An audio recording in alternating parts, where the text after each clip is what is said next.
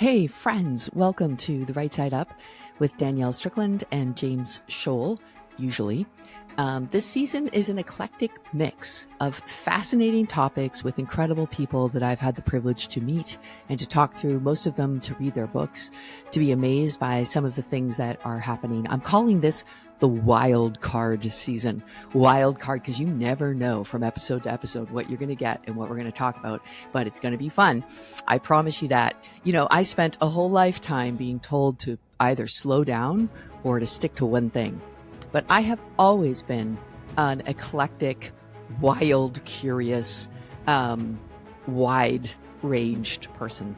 And I love it. I love it. And I think God likes it too. And I hope you enjoy these eclectic conversations with amazing people about some really important topics. It's a wide range. It's a wild card. Get ready to enjoy. Welcome. James Sholl. Hi, Danielle. You're supposed to be my co-host. I know, right? What happened? Is this my fault or your fault? I think life happened. And for those of you who aren't familiar with the geographical layout of Canada, it's really big. It's so far. So James and I used to live like 15 minutes away from each other, and how we would make up for our scheduling challenges is we would just like get together and record a bunch of episodes in my garage and then call it a day, the season and things like that. And now there is none of that because I live on the other side of the country, 3-hour time zone difference. 3 time zones away, Danielle. I stayed the same. Okay, I hadn't moved, you moved. So that's change is coming for all of us, James. So anyway, it's been a bit of a challenge, but this season that we're in right now, I'm calling wild card because every conversation's different and has a different angle and is with a different person. And I was looking for the connections and I was like, the connections are literally, it's just wild. There's a lot of what? And one of the things I've always been told in a negative way that I'm too wide, you know, like not physically, although occasionally, but like I should narrow my focus. Like I always remember like marketers or like a book, like who is this audience for? And like, I want your audience to be like, and what you do when you're smart and like really savvy in the spaces is you like zone into this like niche and you find your niche and then you ride that. But I never ever have had a niche. Like I feel like I've always been cross niche, always been eclectic. Even in high school, I remember like I played basketball and I loved it. So I always was like with the athlete kids, but then I was like smoking at break with the smoking kids. And then I was like occasionally playing chess with the nerds in the live. Like it was just, I had no sense even then of like boundaries and, you know, and I've just carried that on in my life and I love it. Yeah. So I actually was like, why don't we just celebrate this like wild, beautiful world that we're in? All these people. My life is way rich. Yeah, same thing. I was kind of friends with some real nerdy people, but then there were a few cool people that kind of like me as well. Yeah, and when I think about the church that I get to pastor as well, like what unites us? Like I don't know, Jesus. Like that's it. Like I like young and old and mixture of everything there, and like that's the best thing. That's the best thing, right? Like that's the best thing, and it means like I can't market for anything, but I don't care. Like. Yeah, I love it. So it is wild. So we're talking like what's some of the conversations you've had? What's going on? Like Christian nationalism with Bob Ekblad.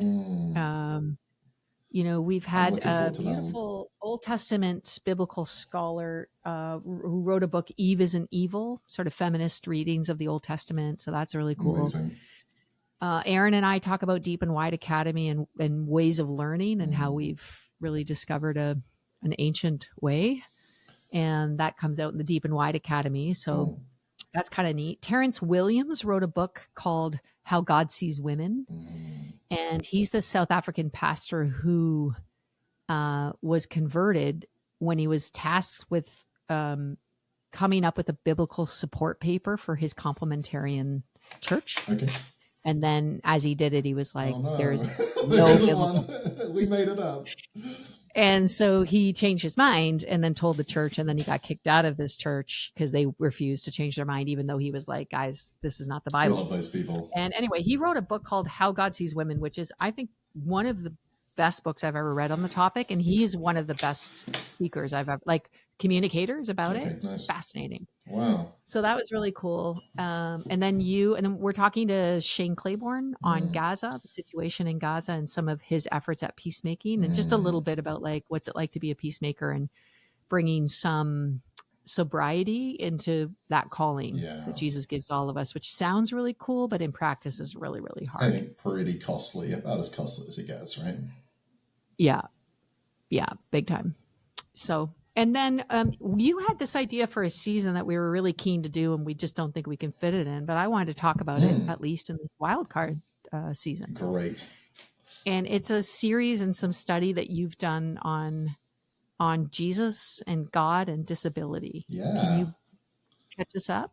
Yeah, sure. So, you know what, at the end of last year, and I'm really new to this, so for all the people listening for whom this is like their lives and their lived experience, I'm really sorry. I'm a slow learner. It takes me a while to pick up on things. But for those of you who are hearing this for the first time, welcome aboard. It's going to be beautiful and exciting. At the end of last year, I became friends with someone who, she's a pastor of a church, incredible woman who's also in a wheelchair. And she spent a lot of time talking to me about her experience of being in a wheelchair, how that affects who she thinks God is, how God sees her.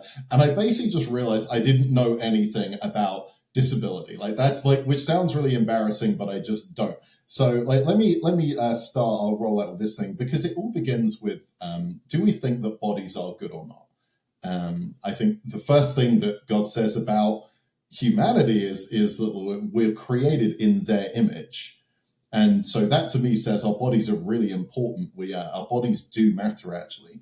But also we probably have quite an ableist idea as to what that body looks like. Not many of us are very comfortable imagining God in a wheelchair.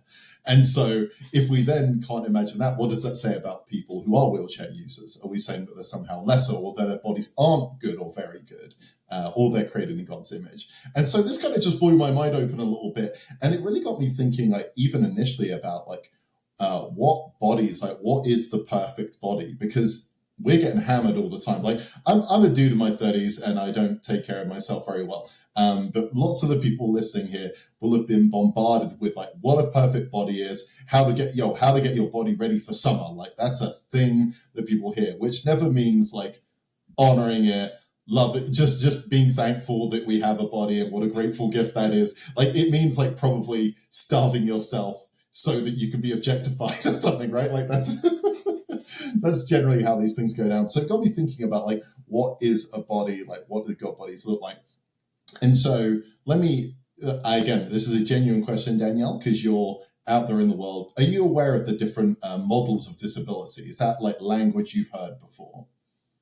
Nope. Tell me everything. Cool. All right. So yeah, and to be clear, I didn't know about this until about 6 months ago either. I'm sure there's people listening who are really frustrated to hear that, but there's probably a lot of people listening going, I don't know about those either.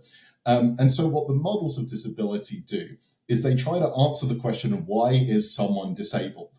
So we ask that question, why is someone disabled? Now, the typical one that we are used to is called the medical model. And the medical model says that people are disabled by their impairments or their differences. If their disability means they can't participate in society, we should fix whatever that impairment is. So if someone can't use stairs, what we should do is fix their legs, and now they can go upstairs again, right? That might be surgery, it might be drugs. And to be clear, there's nothing wrong with giving people help. Like, I don't want people thinking, I like medicine, and that's great. But ultimately, the problem with the medical model is it still says the person is the problem. Like if you can't participate, that's because there's something wrong with you, and that's something that we should fix. And I'm like, that doesn't sound very like Jesus, does it? That's kind of interesting. So the social model of disability basically says that disability is something that disabled people experience because society wasn't built for them and doesn't work for them. But it isn't the person that needs to change or be fixed. It's the way that we design our world that needs to be fixed. So as a real basic understanding, having ramps to your building, that is a social model of disability. You're not just putting stairs and saying, carry someone up the stairs. We're saying, hey, we're going to put accessible toilets in. That means having a social model of disability, because we're saying, hey, your legs don't have to work for you to be here. We're saying we're going to make space, whatever. Like, it's very dangerous to say, we could say everyone's welcome, but if those people can't get into your church building, well, they're not really welcome, are they? Right. But what I like about the social model really is it rejects this idea that there is a perfect body or there is a normal body. It like embraces variety, and it says that we should adapt society so that everyone can thrive. And I think that's really cool. I think that's really beautiful. I'll bring some Bible in shortly, but I'm on a roll, I guess. Is this making sense so far? Yeah, All totally. right, you're on board. Okay, cool. I was looking for the name and I found it. Shelby Shutt, who is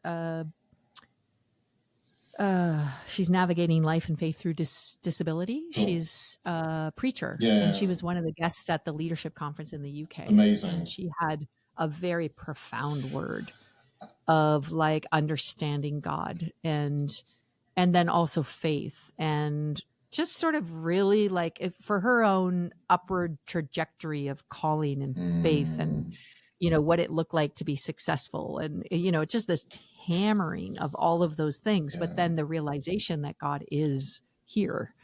And I mean, it was a profound, I'm not even sure that people could fully receive it. And because we were just all like, oh yeah, like we know, I think in some sense of our head, but we don't know. Yeah. And we don't live that way. So even if we know, we don't live like that is the case. Yeah. And then John Swinton. Yeah. John Swinton is a theologian from Scotland, Yeah. from Aberdeen, and I had a chance to hang out with him Did for a couple you? days Oh, good for you. on Keats Island, and saw him again at the leadership Nice. conference. But his latest book is called Dementia: Living in the Memories of God. And I think in one of his books, he's like, if you can't imagine Jesus with Down syndrome, you haven't understood the incarnation. Yeah. And so this idea of like God in the condition, the human condition, and like what we're, anyway. So I was just in my mind, I was trying to find Shelby's name, but while you're talking, but I also, I can do these things. I'm a woman. And yeah, that's it leads us to like a really embodied idea of God who is very present in these things. But it's even thinking out the world of disability, I think, is really interesting, and like in what we consider to be disabling. So most of us would consider something like epilepsy to be quite disabling. Often people with epilepsy can't drive because they may have an epileptic seizure. But in Roman culture, people who we'd assume they'll struggle with epilepsy were actually considered to be like oracles and seers. They put them over, like in temples of Apollo, they put them over these grates, and they'd inhale these fumes until they have a seizure, and then have these visions of Apollo that they then bring back. So it was considered this like great honor or this gift from the gods. So we consider it a disability, but a different culture would consider it actually like a gift. On the other end of the spectrum, we think about, say, menstruating women. People who are menstruating, when we read about those in the Bible, they are absolutely disabled because society disables them. They said like, right. And hey, I absolutely, sometimes people who are menstruating are physically disabled by that as well, not meaning to put that down in any way. But we can say that a lot, and hey, maybe not having to participate in society for a few days would actually be quite a nice thing for people who are menstruating. Whereas today, well, in the Bible, it suggests it's a good way to kill enemy kings. Yeah, exactly, right. Like, hey, it has its upsides, right? But it's interesting that they're not like physically unable to participate, but they are removed from society. They aren't able to flourish. They're not able to participate. So we wouldn't consider that disabling, but certainly, like, especially within Old Testament scripture, it would have been disabling because it means socially disabling. Yeah, you can't participate. They're excluded. And actually, in many parts around the world today, where in Africa and India, it's still socially disabling. They can't go to school those days. They don't have access to things that would make that possible. And so having a more nuanced understanding of disability, going like, oh, actually, those things, are they physically disabling? Are they socially disabling? And what's the difference there? The third one is also like, it's kind of interesting. There's a social model in when Moses says, well, I can't speak, send someone else. And God goes, okay, I'll give you someone who can speak. Now, he could have just said, all right, well, I guess you're not fit for the job. Let's get someone who's good at it. Instead, he goes, all right, no, you're still the guy for this. We're just going to give you someone who can like help that thing. So we see this, like, it would have been disabling. It would have stopped him from flourishing. But instead, God goes, no, like, don't worry. I've got you covered. There's another, I love this example that we see in Jeremiah. And we've probably heard these verses before, like, I've loved you with an everlasting love. I've drawn you with unfailing kindness. I'll build you up again. See, I will bring them from the land of the earth, from the ends of the earth. Among them will be the blind and the lame, expectant mothers and women in labor. A great throng will return. They will come weeping and pray as I bring them back. I will lead them beside streams of water. On a level path they will not stumble. See, God doesn't say they won't be physically disabled anymore. He's saying the path will be straight, like you'll be able to walk upon it. Like that, to me, is this wonderful example of seeing these kind of social models even in the Bible. Something we need to be aware of, and it is really important, is there is a third model, and that's the religious model.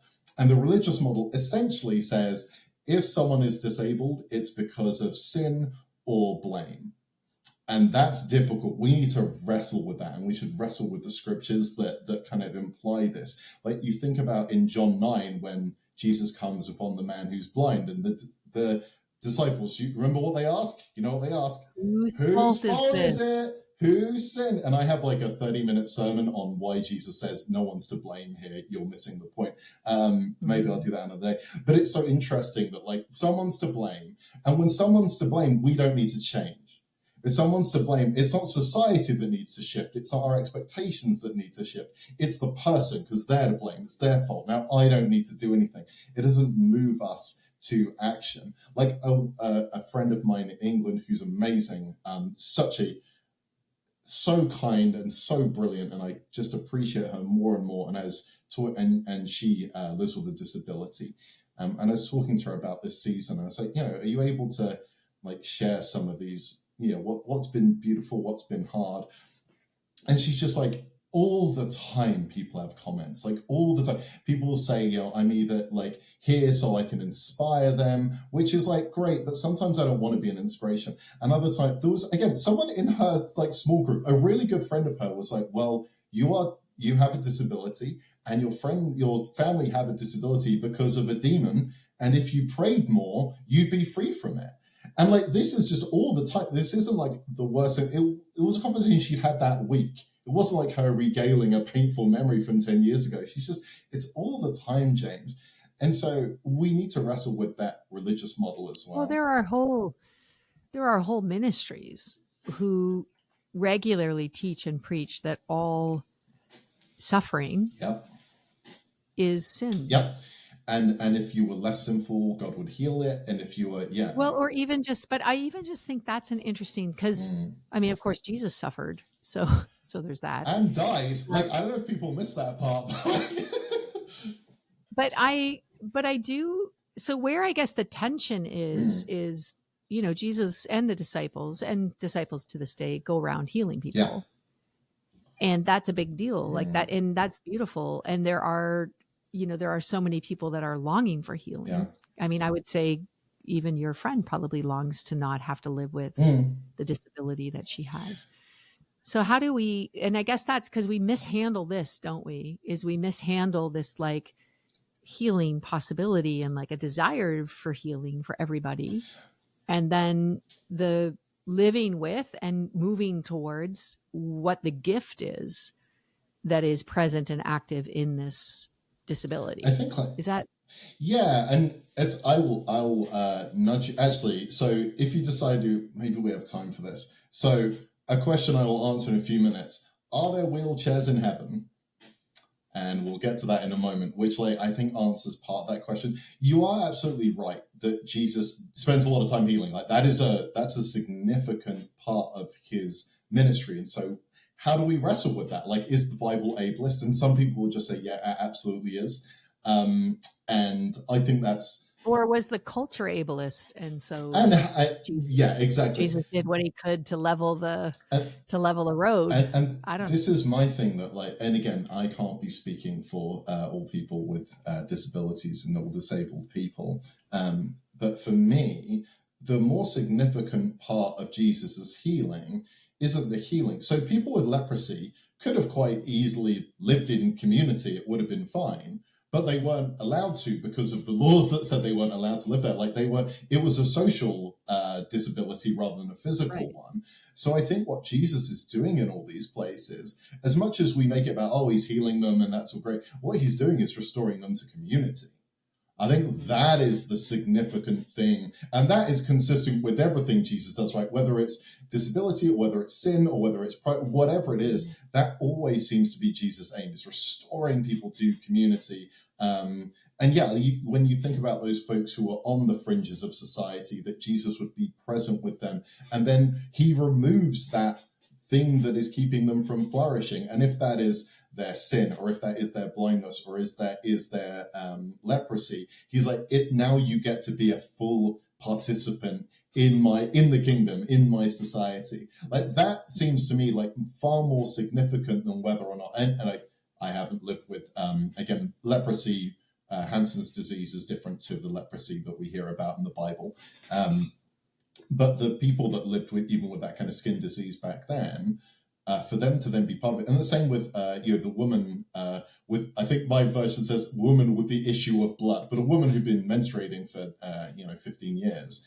And as much as this is an awful, painful thing, what this means is that she can't touch anyone. She cannot be part of society. And I think that in a more gentle society where we can accommodate that kind of thing, it would have still been a very painful, difficult thing, but it wouldn't, like, it's the loneliness to me, which is the what, like, as that frightens me more than anything, that this woman could not have been present. She couldn't have sat in public spaces. She couldn't have been out and around. Like, so to me, this is Jesus saying, hey, all those things that kept you out, I'm bringing you in. And that seems so consistent with the character of God, so consistent with the character of Jesus. So we make it about like the miraculous healing, but actually we can just say, no, you can, what if we just help you flourish here with what you've got? And Jesus, sadly, in his society, the only way that you could do that was removing the blindness or the bleeding or the leprosy. But now we can say, actually, we can make space for you. We can help you flourish. And that might be expensive or difficult, but to me, it's so worth it. I think that's what I see in Jesus every time in these healings now, is these people that who were excluded, now they're part of what's going on. Yeah, I like that beautiful passage of like there'll be a level road. And that's just a beautiful concept of a leveling of the road. Yeah. I was thinking, so you have this like usually very charismatic or prosperity driven idea that all suffering and all disability is either demonically inspired or sinfully or whatever, or lack of faith, and that it needs, and God's intention is to heal it all. And then you have on the other end sort of a very high value on suffering in and of itself as righteous. Yeah. Right. So you have like, for me, Mother Teresa's like way over there, where she sees suffering as the highest form of prayer, of intercession, and the place where God hears, the most. So there's also there's some problems there, but it's often a refreshing look at suffering and disability from that lens, where she actually had a rule. She paired all of her nuns with prayer partners, but in order to be a prayer partner, you had to be either disabled or suffering or dying. That because she believed that was those people's prayers were the best. They were the best prayers. And so it was kind of this weird, like, one, it's this weird, maybe over evaluation of suffering as redemptive. Like, I feel like I'm not sure people who suffer feel that way. Like, like your friend, like, thanks so much, but like, no, thank you. But then also I could see how it was really beautiful to those people because their suffering was being redeemed.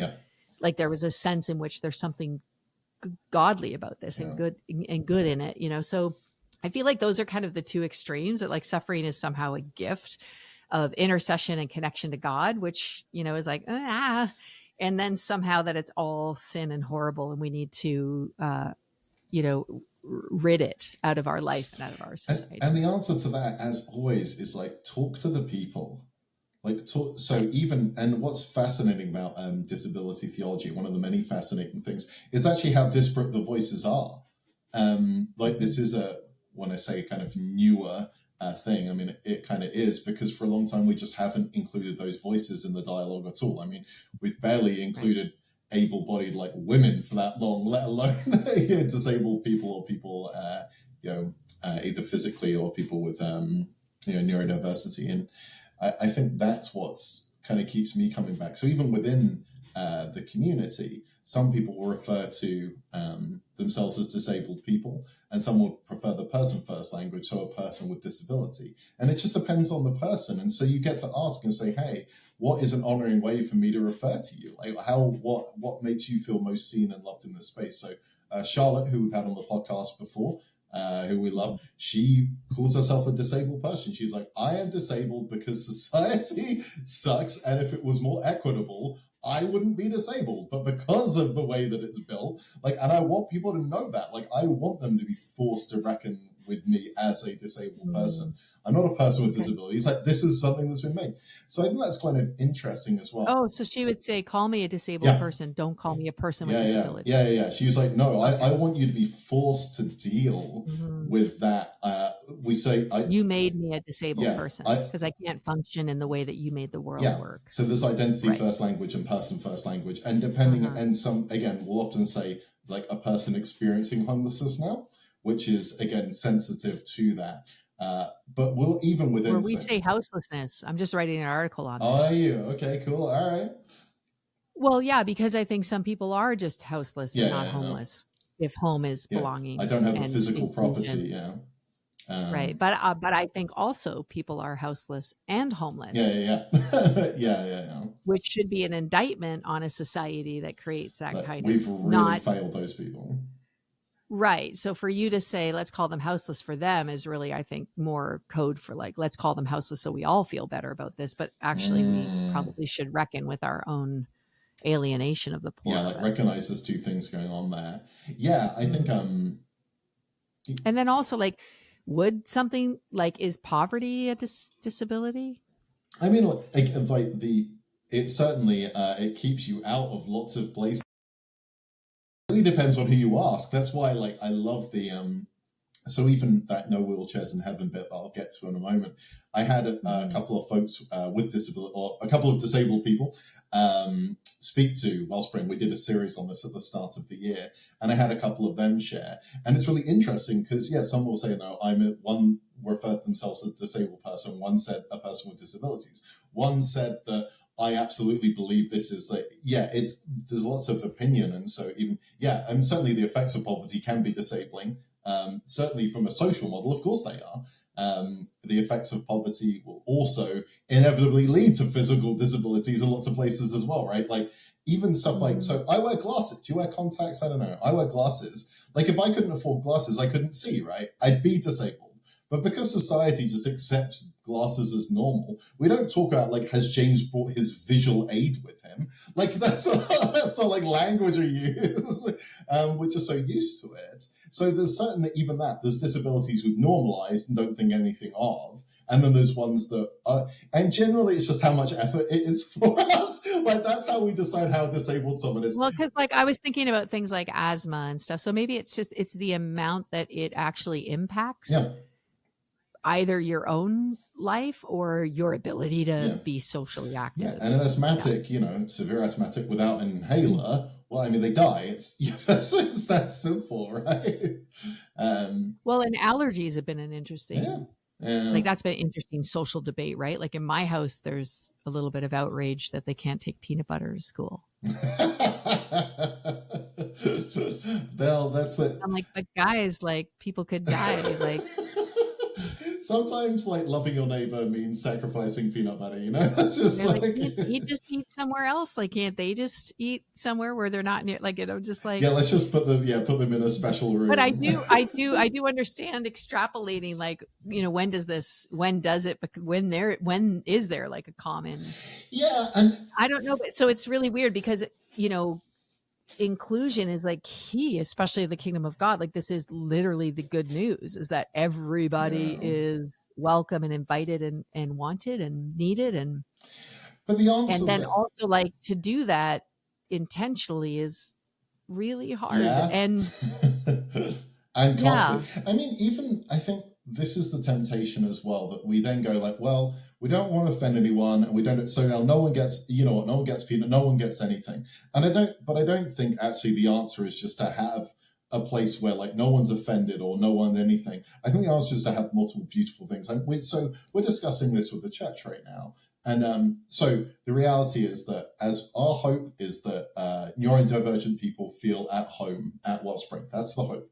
But neurodiversity is a massive spectrum, obviously. And so within neurodiversity, you have some people that cannot handle distractions at all. In fact, if there are distractions there, that will ruin their church going experience. So like, okay, well, no distractions. But also, we have folks who do need something to stimulate them. So we have some folks that just need to walk around, and that's okay. And I know what they're doing, and they might even need to go outside for a bit. And like, so how do we accommodate, well, these things are, and the answer isn't that, well, no one has any fun. The answer is just to do more awesome, beautiful things. I think that's the answer, that we're tempted to just go, well, we can't do that anymore. It's like, no, we should do that too. Like we should, yeah. So yeah, maybe the answer is like the peanut room and the non-peanut room, and like we can just right. celebrate that. Like explore and see and try and grow.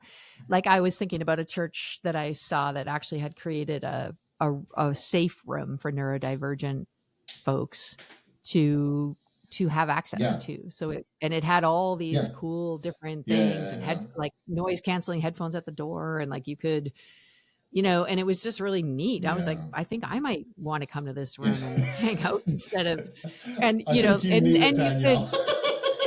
right, and they had screens that you could see the service, you know, but again, like you said, costly. They had the money and influence Yep. to be able to do that. But I thought it was such a beautiful reflection of like, this is our desire, that people would not only Yeah. just be able to come here, but that they actually could flourish here and feel welcomed here. And Yeah, yeah, we're like, interesting. since we're even doing, I was chatting with my co-worker, and doing what's called like a social story. Do you know what a social story is? No. So it's kind of, the idea is it sets up kind of expectations. So folks coming to new places that they might be unfamiliar or uncomfortable with, and that, you know, that can often be folks in the neurodivergent community.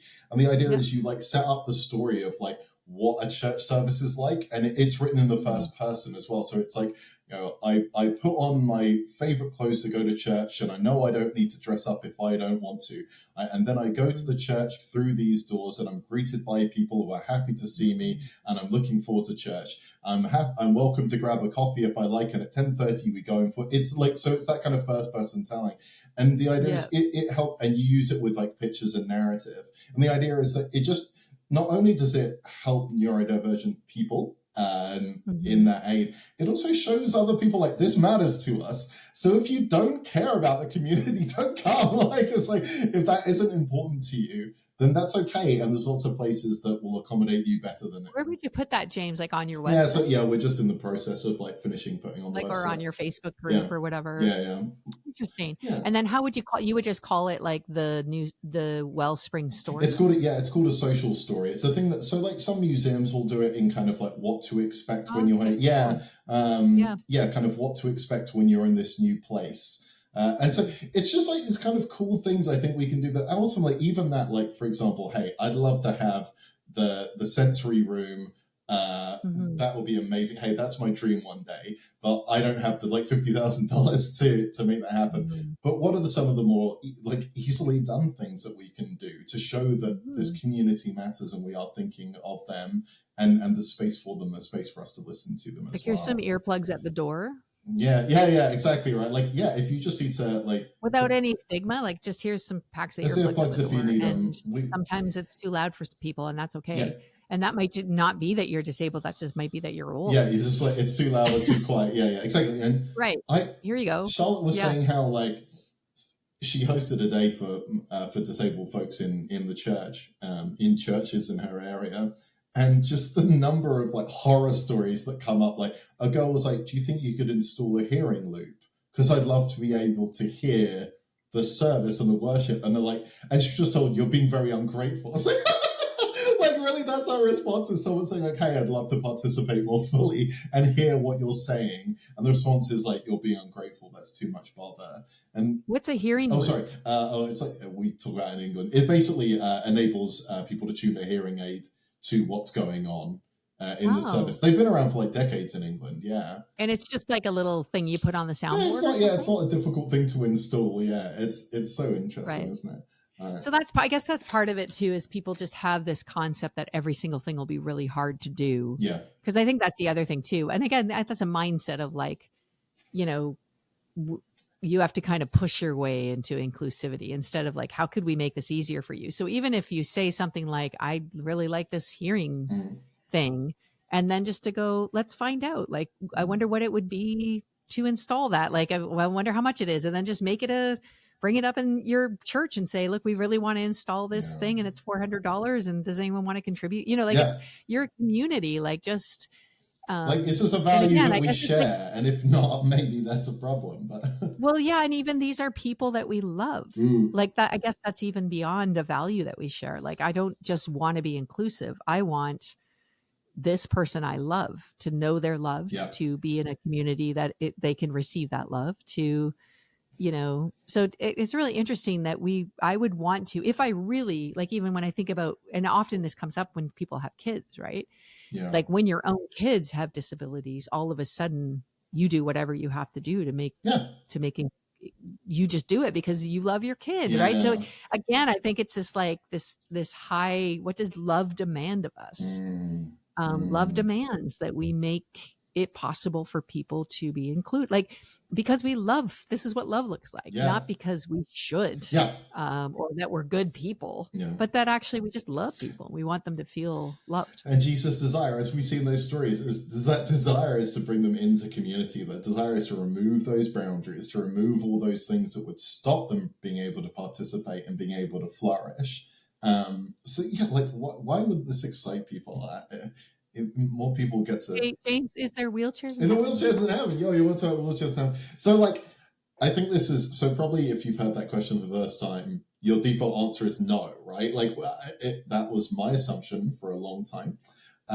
Well, 100%, because in heaven there's going to be those trees with healing in them, and every season they bear. And it's what are those for? Like, look, I'm gonna tell you, after studying this a bit, I still have no more like ideas as to what heaven is like. And people keep asking me, and I'm like, I don't know, man. Like, there's no pain, and it's all great. That's all I got for you. Like, this is that Revelation 21 stuff.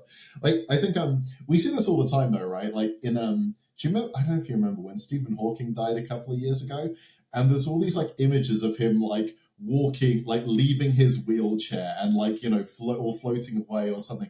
And like it's like when you listen to the disabled community, this is like so insulting that this man who contributed more to science than like anyone in the last like 50 years or something, and we're still defining him by his wheelchair. Like, that's the thing that you're focused on, not his accomplishments, and again, even that he like triumphed over the adversity that he had, the fact is you're still, it's the wheelchair in focus and him now walking, and now we don't all feel good. And I do want to be sensitive to this, because there's also like there's like graves, I don't know if you've seen, there's like gravestones of like children kind of sailing out of their wheelchairs. It's kind of strange, but obviously for like grieving parents who have seen the way that their children have like suffered, it's really freeing for them to know that, like, hey, in heaven there's going to be no suffering, and they see that wheelchair as a thing that held their children back. But I think it all comes back to this question of like, what does the perfect body look like? You know, I think we have a very uncreative idea as to what the perfect body is. Like, when I talked about this in church, I had a picture of Alan. Have you watched the show Reacher? It's pretty good. I have, actually. I love Reacher, and so Alan Richards, I'm like, there's the perfect body right there. Like, you get it. You love Reacher? Do you not love Reacher?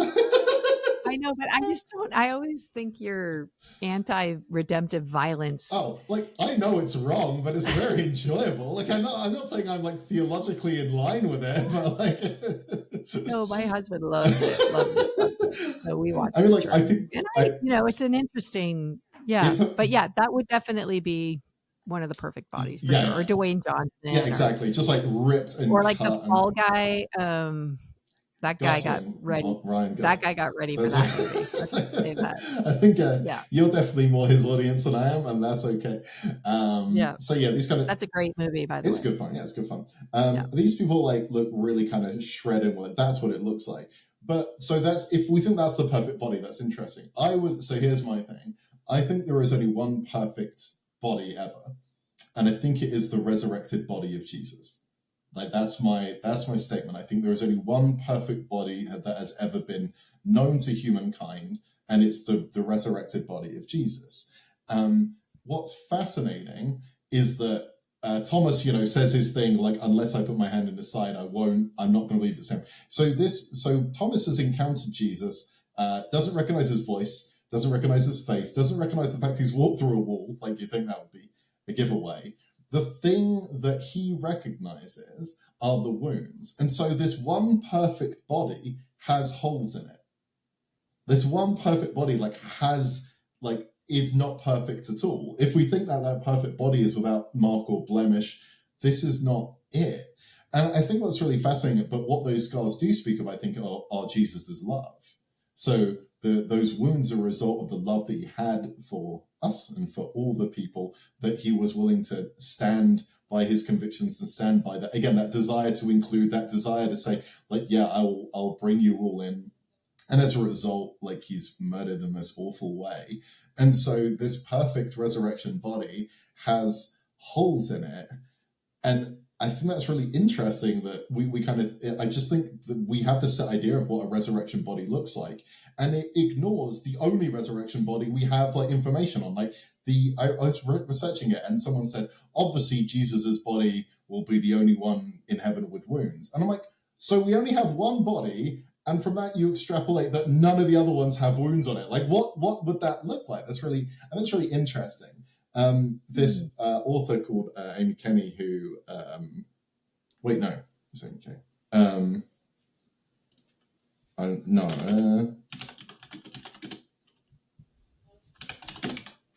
it is Amy Kenny. Good. I was panicked I got her name wrong. She wrote a book called My Body's Not a Prayer Request, and she has this line like, God does not build a perfect city by filling it with able bodies. God builds a perfect city by making one in which all bodies can feel at home.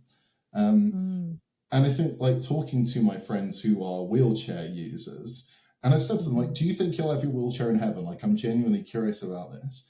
And one of them said to me, for my entire life, I was never able to really participate. I never really felt like I was a part of something. And now, me and my two best friends, all three of us are in wheelchairs together. This is where I feel my most at home. It's where I feel my most free. Like, this wheelchair has given me life in a way that nothing else could. And so it would be strange for me to not have that. Like, for God to take away this thing that has given me life, has given me, and again, who's to say? Like, I don't know at all. And I will say as well, within the disability community, this is one of the hot debates as to whether. Well, and again, so maybe it's what they want. Exactly. Like maybe it's part of their desire of full radical inclusion. So if healing is what that is, then healing's yours. Yeah. And I think that's interesting too. And that's kind of the way that I've come to think about it a little bit. But like, what if heaven just has ramps? Like, is that a possibility that like gold ones? yeah, and a very old marble ramp or whatever up until like up to the throne of God. Gold. Yeah, a gold slope. That's what heaven is. So I just think it's interesting because it makes us rethink about like what the perfect body is, which ultimately is something most of us can't attain, is exhausting, makes us feel terrible. Well, and you're still framing it in an individualistic idea, because the body is, Christ's body is us together. Yeah. So when you think about that, then the radicalness of inclusion and is even more, powerful of an image. And isn't that better? Doesn't that sound more like Jesus? It sounds like more like Jesus. And also you get back to this idea of perfection being, lack of blemish, or instead of actually perfection being this connected and, and flourishing, connected you know, and within revelation and reminder of what love looks like. I think that's the right, thing I keep on saying, because I think right. everything about Jesus reminds us of his love. That's just, and so of course these wounds, like it's a reminder of like, remember when he, yeah, like because of his love and his loyalty to actually to people with disability and people that were socially excluded and, you know, against the powerful This people. reminds me of, you know, when you hear, you know, because the government has been screening out Down syndrome. Yeah. Um, Yeah. Literally, like a friend of mine just they do this test early on I in know. pregnancy, and it's not like you can not have it. It's like just part of a standardized testing thing. And then they come back to you and they say like, oh, hey, the chances of your No. baby having Down syndrome is so much percent. You know, they give you, which they Yeah. don't know, by the way. They Yeah. cannot tell. It's a fake. I say to people all the time, this is a fake test. They do not know. And but the idea is that like you should get rid of this so that you don't have this burden or whatever. Because we viewed that as negative, right? But then all of the families I know, which are several, Yep. who have Down syndrome kids, Mm-hmm. even adult Yep. kids with Down syndrome, are like they're like the favorite person in the family. Yeah. Like they have helped that family redefine what family is. They're better at loving one another. They're honest. They're more honest. They're like, they don't argue like they used to argue anymore because like there's this presence of somebody who's so Mm-hmm. tender in their presence that they've tenderized their hearts. Like it's just so, and then they are just like appalled by the idea. Yeah. But they changed their mind too. Like they were Yeah. like, we had thought this was going to be this, and there are limitations. Yeah. Like Yeah. the limitations are actually what is teaching us how to love. But again, and you're just like, oh yeah, It's like this reminder of the vulnerability that we all share, but actually don't need to be honest about a lot of the time. Yeah, I worked in a care home for folks with disabilities and a kind of a variety of them before I came to Canada, actually, for a while. And it's still like the most important ministry work I've done, right? Like I still learn more about God than you're ever going to learn at seminary. So like whatever. And four of the lads I worked with most of all, and yeah, like I want to honor them. Like James loved to sing, and John loved to dance, and Michael and I love talking about food. And Mark loved playing on his, PlayStation. So these four lads that I worked with for a long time, and were amazing. And so again, I remember on my birthday, I had to work a 12-hour shift, but I came and they just like run up and hug me again. So real, so fun, so amazing. But like one of the reasons those guys are in that home in the first place is because one of the things with a lot of folks who have Down syndrome is often they're too trusting. Like they're too friendly. They love people too much. they believe Yeah, everybody. Right, they believe right. everyone, right? Like ultimately, the problem is that they are too trusting, and because they are too trusting, we like put them away from society. And I'm like, it doesn't feel like they're the ones that need to change there. Like, like if the problem is that that being too trusting is bad for you, maybe the thing isn't that you're in the wrong. Maybe the problem is society should be less exploitative. Maybe we shouldn't take advantage of people. Maybe we shouldn't abuse people that like address us. Like to me, that's like such a clear example of like clearly it's not them that needs to change. And this is so like again when we talk about like what bodies look like in heaven, it's like well I know heaven is a place where no one will be exploited. I know it's a place where everyone can be vulnerable, where everyone's loved for exactly who they are. So, like, why would that? And again, the number of folks and families I know, they're like, how? But surely healing them of their Down syndrome, they wouldn't be who they are, and I love who they are. So, how can we remove that when it's so intrinsic to the beautiful person that they are? And like, maybe it's us. Like, again, maybe it's just the rest of society that needs to think a bit, have a long, hard look at itself before it's. Sorry, I'm fiery about this, but I have a friend who's blind, and she's a prayer, expert, warrior, great. like amazing Jesus follower, prayer person of influence. Mm. And we were at a gathering, and my husband and some friends were like, "Can we pray for you? Like, can we pray for your healing?" Kindly, they're in relationship. It was a nice offer, Yeah. And she said, "You know what? Knock yourself out. I'd love to. Mm-hmm. I think being healed would be really fun, Yep. and also." I see in ways that I couldn't Yeah. see otherwise. I offer something that Yeah. other people can't. Like so sure, Yeah. if we think this would bring glory to God, I'm all for a healing. That would be a nice way to explain to people that God's at work in the world. And then Mm. also, if not, this is also a nice way to explain how God works in the world. Like, so she just was very much That's like, really gracious of her. I'll say that's like but super I think it gracious. was Yeah. I think it was gracious and honest in a way. And it was helpful because, yeah, she was really gracious Mm. for sure. And then also, I think she was also open too, in a way, which I think is also good. Like, if you get to a place where I think even in my life, in our lives around, like, whether it's in weakness or whether it's in strength or whether it's in, Mm. I have plenty or whether I have nothing or whether I have, it sort of is a discipleship journey of like, what would be the best Yeah. news? Um, and if the best news is radical inclusion, like if the best news is you are truly loved as you are, like, then let's do that. Mm. And if the best news is Yeah. like God can do what can't other people cannot do, Yeah. and that's what needs to be on display, then let's do that too, but again, I think it's really interesting that yeah, just to think about this differently and then to ask questions, like to say, like, how would you like me to refer to you? And how do you feel about this? Yeah. And what is your deep desire? And when you're praying or where you're trying to connect with God, what are you asking for? Yeah. Like, and then how do we join you? And even that kind of like, how can I pray for you today, which doesn't bring an assumption with it. Do you know, like I kind of Yes. like that language because then they get to Yeah, say you're like, right. That prayer request was very assumptive. like Yeah. I like, as I say, I think she, and you know what, lots of folks with disabilities are incredibly gracious because they kind of have to be to exist in the space,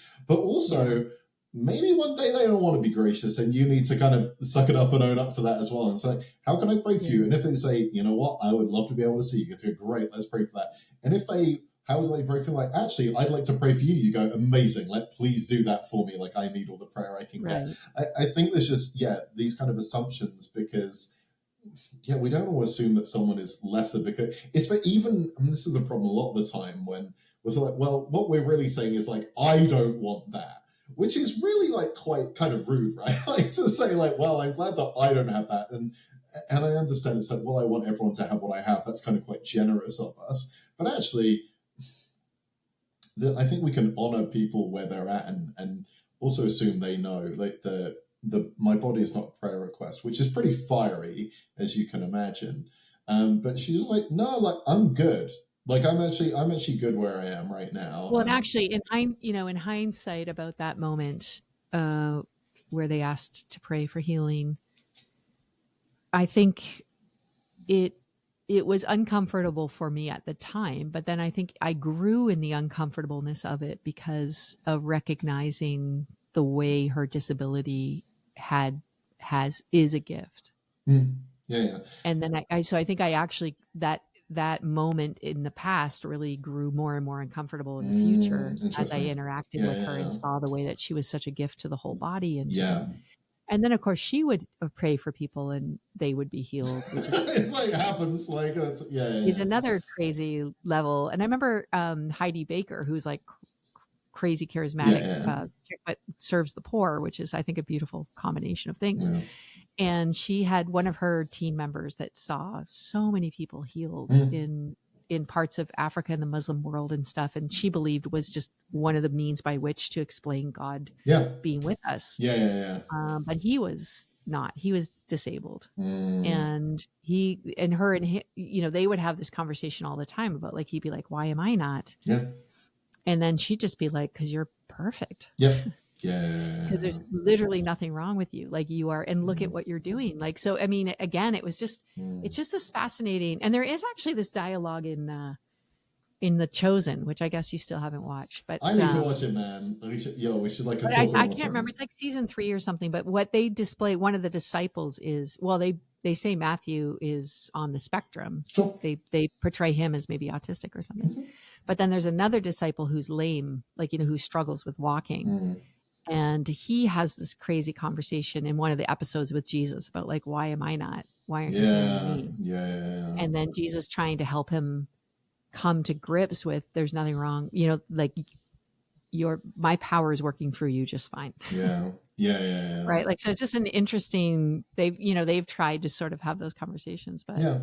And it's anyway, difficult. I'd say, like, even just having the conversation is really important. And yeah, even thinking, I think that idea of, if you are able, then you become ableist when you think that you're the best version yeah, a human can be. yeah, Right. And then everybody else is less than that. So when you start thinking about it like that, yeah, then you're like, oh yeah, that can't be good, because that's never good, whether or not it's the color of your skin yeah. or the way you can walk or the way your body's proportioned or the way your eyes can see, like, it's never a good idea Yeah. to base you as the supreme.